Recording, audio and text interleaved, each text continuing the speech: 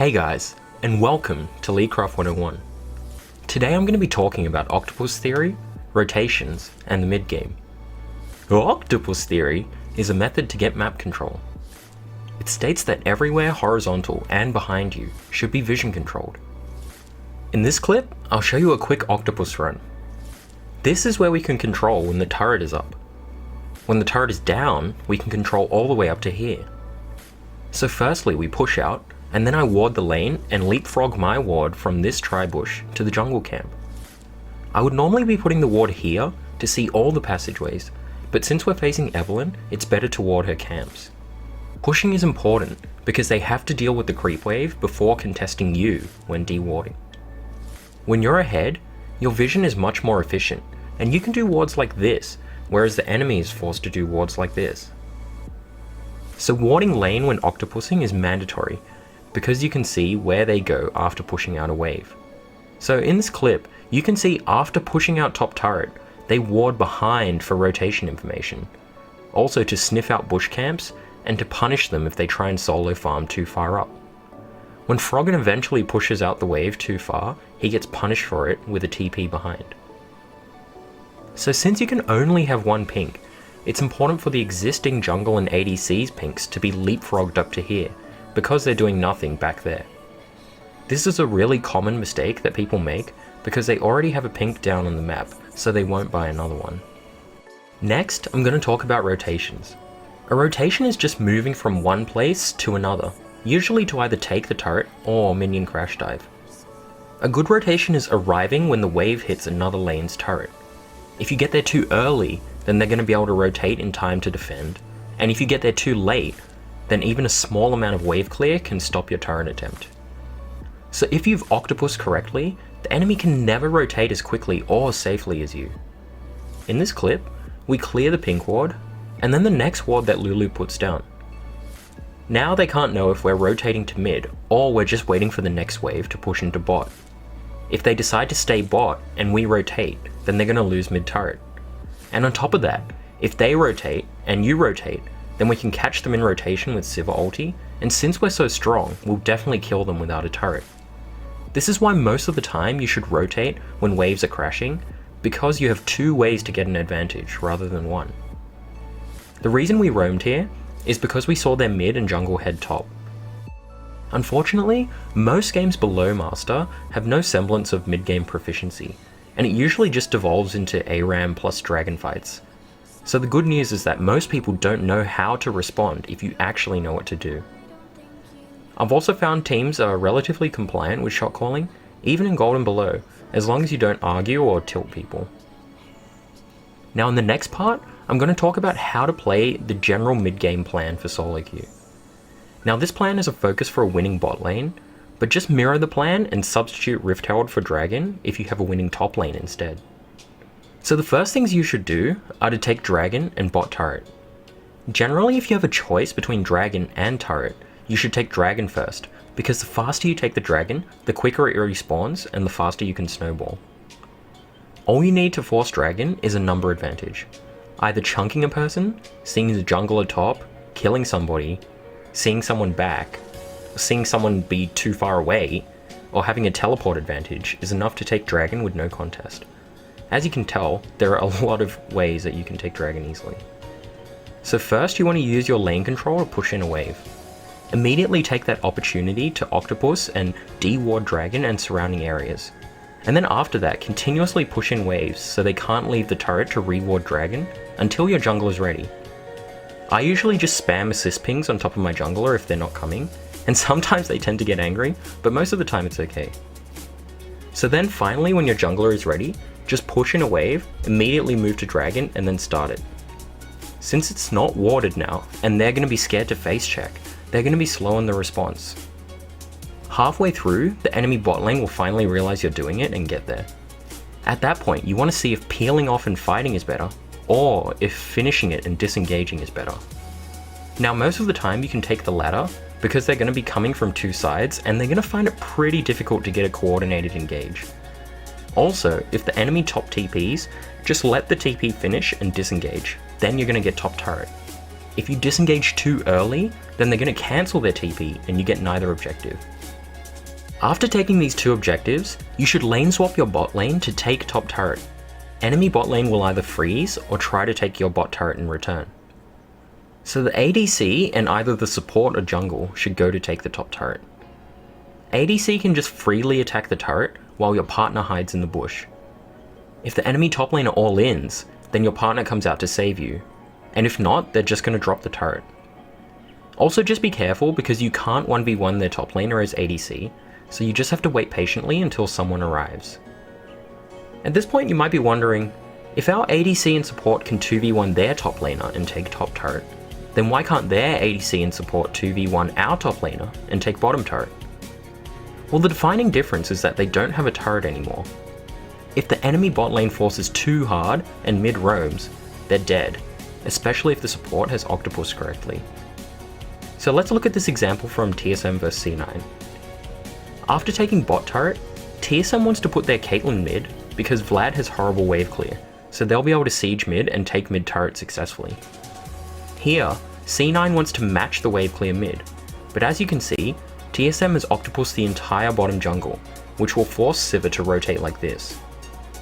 As I said earlier, if you've Octopus correctly, the enemy will never be able to rotate as fast as you. C9 realizes Sivir isn't going to be able to rotate in time, so she starts to push up bot instead. Unfortunately for them, since they no longer have bottom turret, PhRoXzOn can either TP to this lane ward, or do what he did, which is just run behind her instead.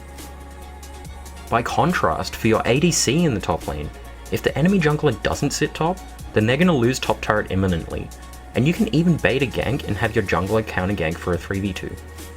If the enemy bot lane manages to take your turret after you lane swapped, then you've done something wrong. Either your mid lane isn't collapsing properly, your support didn't D-ward properly, or your jungle and top aren't using their pink wards properly to prevent bot lane from pushing up.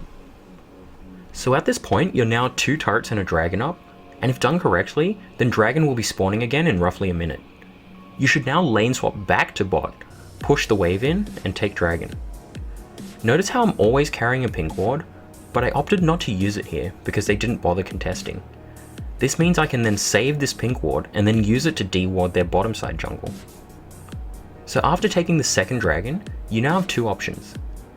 Either they have wave clear to repel a siege, or they don't. If they don't have wave clear, then you can siege mid with 4 people and make sure that you have side warded for flanks. Eventually their mid turret's going to fall, and now you're in an amazing position to Octopus their entire jungle and get fast rotations. So going back a bit, if they have wave clear, it's a bit trickier to convert on the mid outer turret.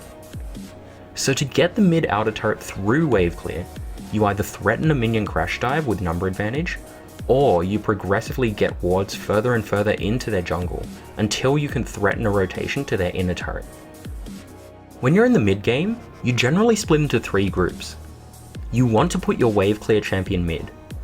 If your ADC is Caitlyn or Sivir though, you should put them mid because you want to channel them as much farm as possible without giving up mid turret, and they're the only ADCs that can really withstand enemy wave clear. Otherwise just put your mid laner there. Your top laner goes to one of the side lanes, and it's usually dragon side for the reasons that I stated before. Now the other 3 people form a goon squad that plays flex. Their primary job is to steadily deprive vision in the enemy jungle and push the vision line forward, while your wave clear guy in mid ensures that they can't collapse on you from behind and also stops them taking mid turret. The carry inside the goon squad is responsible for picking up side lane farm from the lane that's not being split. You should only go when the wave is big and about to push into your turret. Remember that you can only push the wave up to this rock because there could be a Zed or somebody hiding in the bush, and you can only scry one of the 3 bushes. After that, you should just go back and rejoin the goon squad. When you're doing these shallow invades, you're often going to find enemies farming a side lane. It's the goon squad's job to kill them by using pink wards and sweepers. The first thing to do when shallow invading is you want to test how much vision they have. In this example, I'm leapfrogging my pink ward from here to here. We want to test how much vision they have, so we walk through the pink and then wait for a bit to see if Nasus backs off. Since he isn't running, we can be relatively certain that this bush isn't warded. Now theoretically speaking, I shouldn't even be taking part in this goon squad, because as the wave clear, I should be holding down mid to prevent them counter pushing. When they saw 3 of us bot, they all should have shoved mid, because our wave isn't in position to take bot in a turret. And despite half the people in this game being Master Plus, they still couldn't find the correct rotation, because it's difficult to find the correct macro plays in the heat of the moment. So now, once all 3 outer turrets are down, you can start to deward their entire jungle, depriving them of half their income. In this clip, I'm pushing side lanes at top. Our short-term goal is to vision control the area between these 2 turrets. Normally I should be carrying a pink ward to place here to hide my rotation. Hiding your rotations is extremely important, because an enemy reacting 1 second earlier can be the difference between them getting aced or you getting aced. We can rotate our team when the wave crashes to take the turret, or I can just rotate mid myself and minion crash dive, and she's going to be too low to follow me. Most of the time, like in this example, you don't actually have to dive them. Just threatening it is enough, and they're going to back off, gifting you a free turret. After that, we can just apply the same strategy by sending me mid, and then rotating behind the top turret when the wave crashes. Or we can just straight up minion crash dive them 5v5 if we're ahead enough.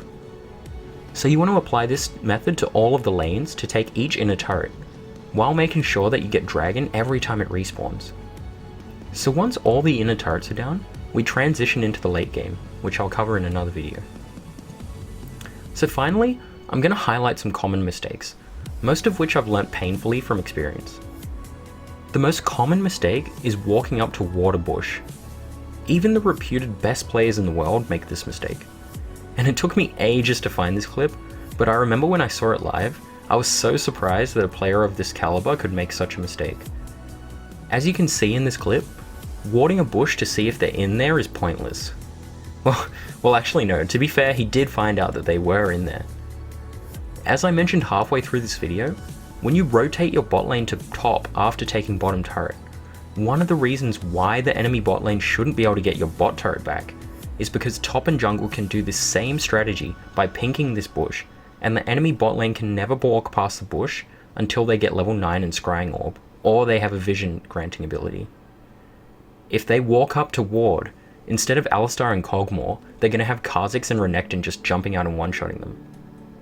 What Niels should have done here with no vision granting abilities is to just wait at the turret until they show. If the enemy remains hidden, then they're also not farming, so it doesn't really matter that Sivir isn't farming. When they give up hiding and they pop out to CS, then you can either send your support to ward the bush, or you can just wait for them to push the wave into you. This is mainly because you have to be wary that their jungler also could still be in there. So in this scenario, I've just taken top inner turret. While trying to octopus their jungle, I see the Aurelia shadow, and I can kill a 1v1, so I'm happy to take that fight. The problem is that I'm trying to do it with no enemies showing on the map. After this happens, the enemy manages to instantly repopulate their entire top jungle with wards, which is going to take us another 3 minutes or so to clear out. When octopusing, be cognizant of where the enemy can potentially be, and avoid going for D wards if it's too dangerous. In this scenario, I know they have a ward here. I have a pink ward, so to octopus, I should pink here, right? Well no. Firstly, it's dangerous. Karma is moving over, but the main reason is, we can't defend the pink ward after placing it, so we're going to lose it immediately. Instead, we should place a pink ward here, which we can actually defend, and then at a later stage, leapfrog it up when we can amply defend it. So the next mistake is not buying enough pink wards. Personally, I probably buy too many pink wards, but as a role that doesn't buy sweeper, it's the only way that I can guarantee having vision denial every time I'll need it. The final common mistake, which personally I don't do anymore, so I don't have any footage of it, is attacking a turret only to get engaged on. When it's 1v1, you can attack the turret, take some poke, and sustain it up. But in a scenario like this, even with the creep wave and Lulu, attacking the turret safely is a death sentence, because Jarvan can EQ over the wall, or I can get double bomb stunned, and I don't want to trade my flash for 200 measly damage on the turret. As well as that, I don't want to do what Niels did and ward their chickens to see if Jarvan's there, because if he is, well, I'm just have traded my flash for that information. So just a few final notes. When you're ahead, you have so many options that it's easy to make a wrong decision. Maybe you pressure the wrong objective, or you let the game take too long when they have a scaling comp. Or maybe you go for a risky deep water sweep and then get picked off. By contrast, playing mid-game when behind is easier because your decision tree is much narrower and you're playing reactively. Your main decisions are simply, can we contest this push or objective without dying, and what sweeps or vision can we get away with? The final thing to say is to remember to use Octopus Theory. One of the reasons I chose such a ludicrous name with a weird mascot is because it's memorable, and so you'll remember to apply it more often. So remember to like and subscribe, and until next time guys, peace.